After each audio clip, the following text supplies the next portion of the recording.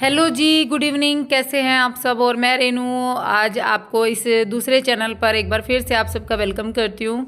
Vlog start हो रहा है। मैं लेने गई हूँ जो तूड़ा छानते हैं ना, उसमें से जो निकलता है ना छानस, वो और गोबर, क्योंकि मुझे बनाना है चूल्हा। मैंने आप लोगों को पहले भी किसी वीडियो में बताया था कि मुझे चूल्हा बनाना है, और चूल्हा बनाने के लिए फिर मैंने सोचा चलो चलते हैं, ये सब लेकर आते हैं। और यहाँ पर जो है ना, ये आंटी का जिनके यहाँ से दूध लेके आते हैं ना, उन्हीं का बाड़ा है ये, उन्हीं के यहाँ से लेकर आ रही हूँ। तो ये यहाँ पर गोबर अब वैसे मेरे को क्या बोलते हैं, पास में भी मिल जाता, लेकिन यहाँ पर जो आंटी की गाय है ना, इसका ठीक था। मतलब बाकी जो गाय है ना, उनके में अनाज के दाने थे, जिसके कारण ना ख़राब चूल्हा बनता, इसलिए मैं इनके यहाँ आई तो यहाँ पर मुझे सही मिला। और आज मैं 2 मुंह वाला जो मेरे को चूल्हा बनाना है वो बना लूँगी। आप लोग रुके रहिएगा, वीडियो में देखिएगा। वैसे मुझे बनाना नहीं आता है, लेकिन देखते हैं बना करके कैसा बनता है। लास्ट तक रुकिएगा, वीडियो को ज़रूर देखिएगा, आपको भी पता चलेगा मुझे बनाना आता है कि नहीं आता। यहाँ पर नींबू लगे हुए हैं, देखो। और ये है शाम का टाइम। शाम को टाइम में मैंने सोचा चूल्हा बना लेते हैं, क्योंकि सुबह ना धूप काफ़ी हो जाती, और आजकल मैं चोटी कर रही हूँ, मेरे बाल काफ़ी हल्के हो गए, छोटे से हो गए। लेकिन मुझे जैसे ये होता है कि अब जूड़ा कौन बनाएगा, चोटी बना लेती हूँ।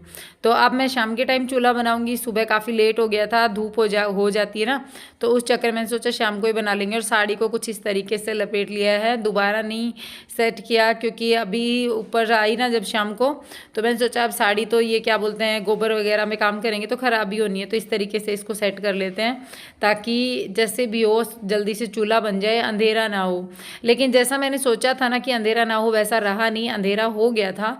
जब तक मेरा चूल्हा कंप्लीट हुआ, सारा सामान इकट्ठा करने में, इधर उधर से जो जो सामान लेकर आते हैं ना, बच्चों को आवाज़ लगाई, लेकिन बच्चे पढ़ रहे थे, तो फिर मैंने सोचा चलो देखते हैं, खुद से करके देखते हैं। तो यहाँ पर देखिए चूल्हा जो है ना, वो मैंने बनाने की प्रोसेस जो है ना, तो जी जय राम जी की नमस्कार, जय माता की। कैसे हैं आप सब। और शाम का टाइम है, शाम के 4 सवा 4 बज गए। और मैंने आप लोगों को पहले ही बताया था ना, मुझे चूल्हा बनाना है 2 मुंह वाला यहाँ पे, तो बस वही बनाने की तैयारी हो रही है, वही बनाने की कोशिश कर रही हूँ।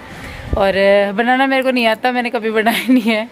मतलब चूल्हा बनाया है पहली बार, गांव में बनाया था, अभी शादी के बाद में लास्ट ईयर, लेकिन 2 मुंह वाला नहीं बनाया है कभी।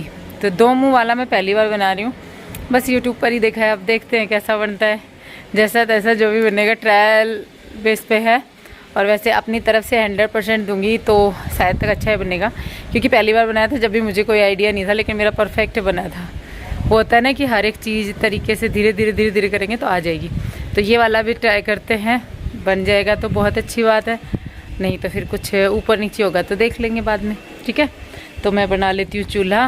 और ये गोबर सुबह ले आए थे, क्योंकि शाम को ना फिर लेट हो जाती है, शाम को 4 बजे के लगभग जाया नहीं जाता। इसमें तूड़ा है और इसमें मिट्टी है। तो चलिए फिर शुरू करते हैं, पहले वो वाली उठाऊंगी वहाँ से।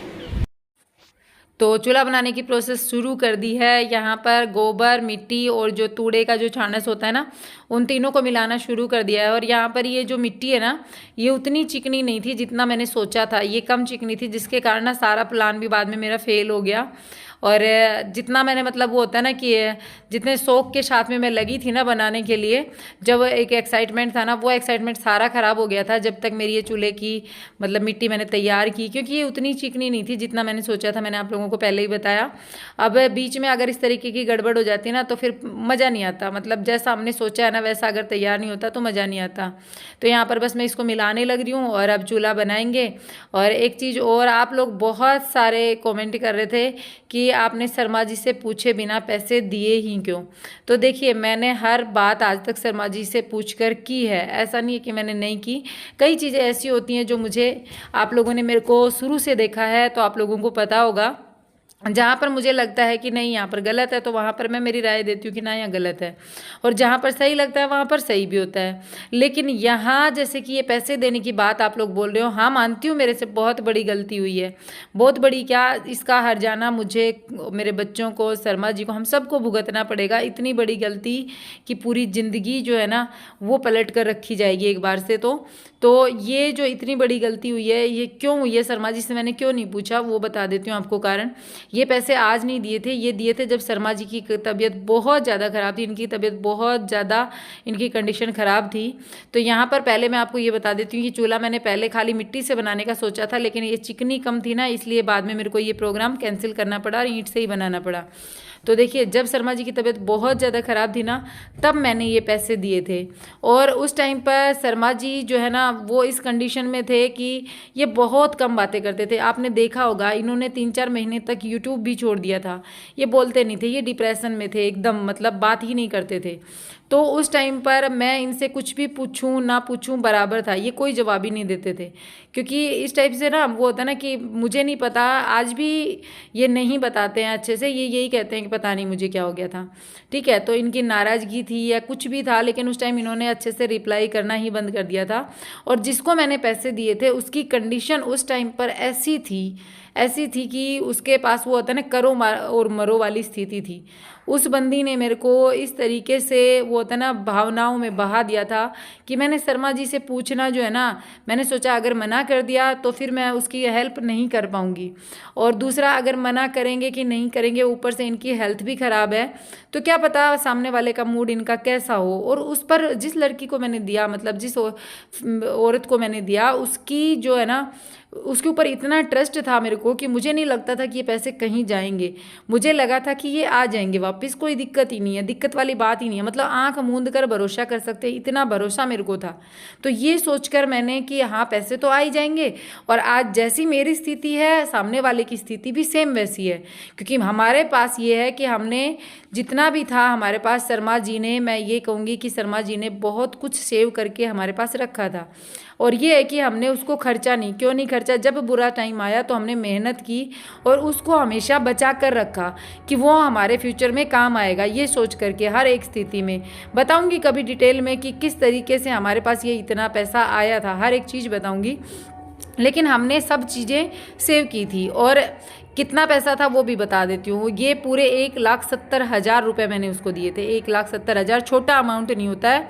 तो वैसे ये होता है ना कि इतना पैसा मेरे अकाउंट में, इन्होंने मेरे अकाउंट में वैसे तो ज़्यादा था, लेकिन इतना ही मैंने उसको दिया था। मैंने मेरी पूरी 2 FD तुड़वाई थी उसको देने के लिए। 2 FD तुड़वा करके मैंने उसको पैसे दिए।